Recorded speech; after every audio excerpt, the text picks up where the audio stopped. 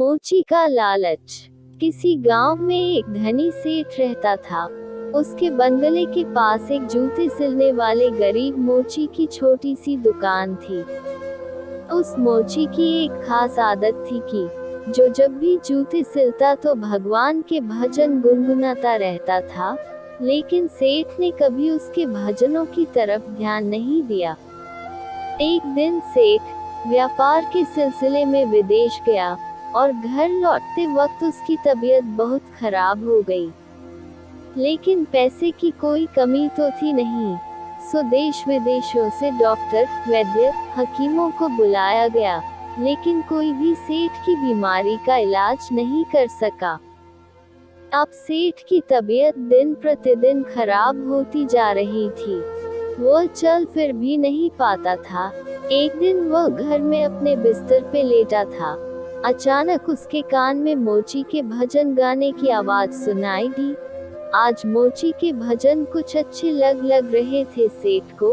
कुछ ही देर में सेठ इतना मंत्रमुग्ध हो गया कि उसे ऐसा लगा जैसे वो साक्षात परमात्मा से मिलन कर रहा हो। मोची के भजन सेठ को उसकी बीमारी से दूर लेते जा रहे थे। कुछ देर के लिए सेठ भूल गया कि वह बीमार है। उसे अपार आनंद की प्राप्ति हुई। कुछ दिन तक यही सिलसिला चलता रहा। अब धीरे धीरे सेठ के स्वास्थ्य में सुधार आने लगा।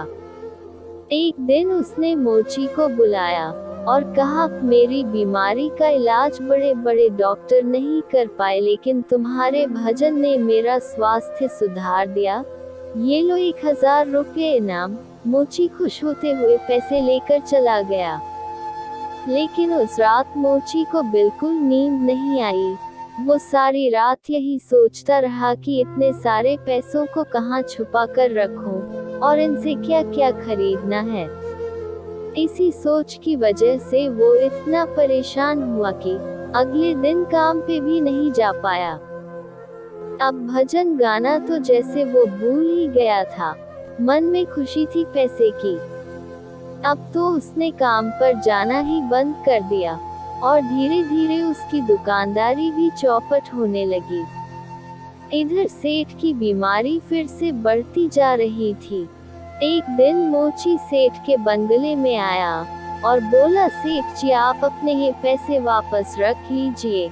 इस धन की वजह से मेरा धंधा चौपट हो गया। मैं भजन गाना ही भूल गया।